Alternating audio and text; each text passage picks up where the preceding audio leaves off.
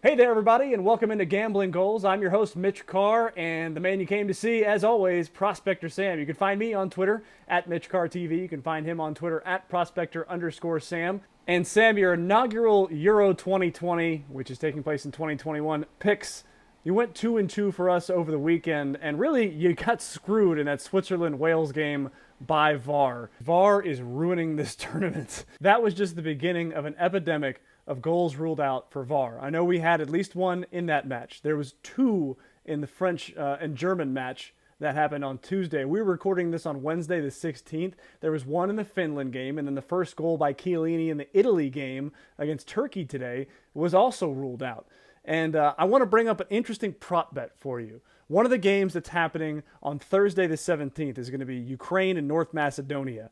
Having a goal to be ruled out because of VAR is plus 300. And given the way this tournament is trending, I think that is an incredible value bet. What do you think, Prospector Sam? If we're looking at the numbers, the sheer numbers alone here, it's got to be at least, six times it's happened in the span of however many games, 12, right? So, 50% of the games having, or, even something close to that 3-1 payout. I mean, it's not bad money. It's not something I'm going to be throwing any cash at, but statistically, if I was following just the hard math, I can see where you're going with this one. My main pick for this, I sent to Mitch and we discussed, is Ukraine over a goal and a half.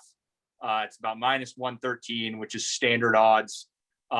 Anyone who watched North Macedonia play Austria pretty much can tell from 30 seconds in that they don't belong here. So over a goal and a half, putting two or more, I think is a given. I also do, kind of in that same vein, like Ukraine to win. They're minus 140 to win the game as well. So my feeling is that Ukraine puts up two goals. I think along with that, minus 140 for the win itself is good money. Now on to a match involving one of my favorite teams in the tournament. I don't live in Europe, so I have no allegiances to any specific national team, but I do love Belgium because Kevin De Bruyne plays for them. He's my favorite player in the world, and he's actually going to play in this match against Denmark. Despite a facial fracture a few weeks back in the UEFA Champions League final, it looks like he is going to play. And maybe that factors into your pick.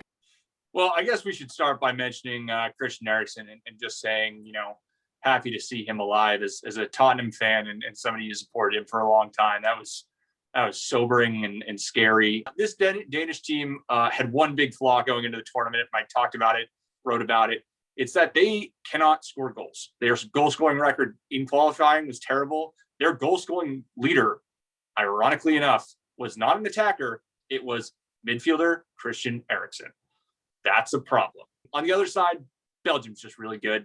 They're a great football team. They went out to Russia, won 3-0. Their biggest flaw is defensively. They don't have the strongest back line. Guess what?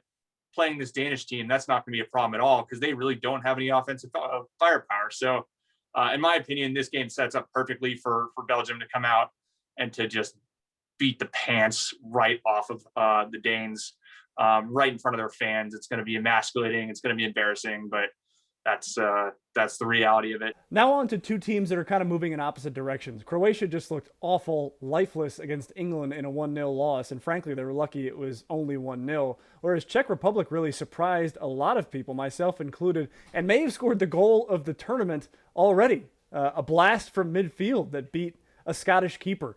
So we have these two teams moving in opposite directions, and you have a pick for this game. The line for this game just doesn't make a lot of sense to me. This is a bit closer to a coin flip overall between these two teams. Neither has a ton of talent. Neither has a ton of incredible attacking options. And the Czechs are plus 290 to win this game. I think that's just too high of a number. The value is there. It isn't necessarily one that you're going to bet a ton on. Just because it's a little more risk, but at plus 290, the money's right for a team that came out and played well in their first game and could very easily handle this Croatian team. And finally, we move on to the group of death. We've got match day 2 for this group, Portugal and Germany, and you've got a pick here. This group has been tough for me, and Germany especially has been tough for me because I think that they're a good team. I guess maybe I have a bit of a blind spot, but I think that they're better than they're getting credit for. yeah, blind squirrel finds a nut by shanking a goal into his own top corner. Hold on a second. Mats Hummels, that was a world-class finish. World class. Right in the upper 90. His own keeper could do nothing about it. It was perfect. That said, I'm scared of this German team now. I don't know that I'm in love with them as much. I think they probably come out and play a little better this time. I think Portugal probably also plays a little better this time, even though they got the result they wanted.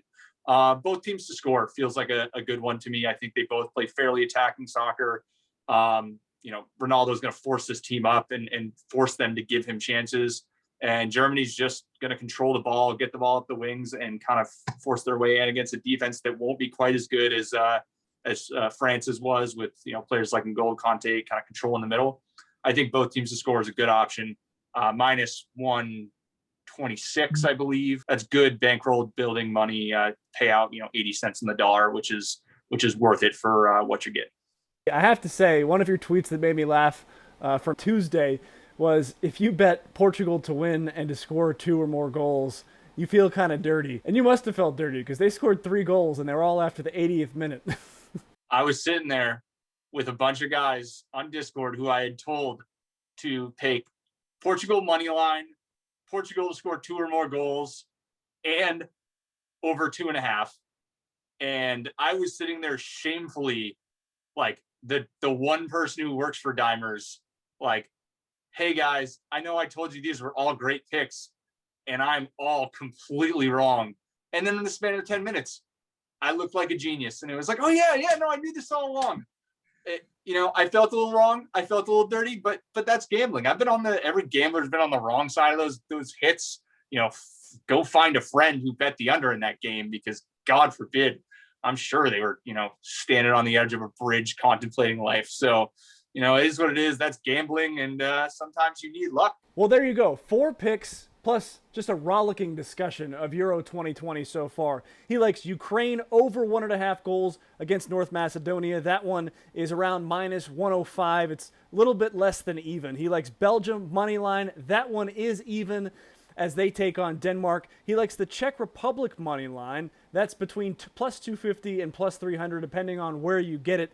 And Czech Republic, again, is playing Croatia. And then the Portugal-Germany match, he likes both teams to score. And that one, again, a little bit less than even, right around minus 120. He is Prospector Sam. You can find him at Prospector_Sam on Twitter. He also writes at dimers.com. I am Mitch Carr. You can find me at Mitch Carr TV. If you like this content, please like, subscribe, share, get the word out. We'd appreciate it. And thank you for watching.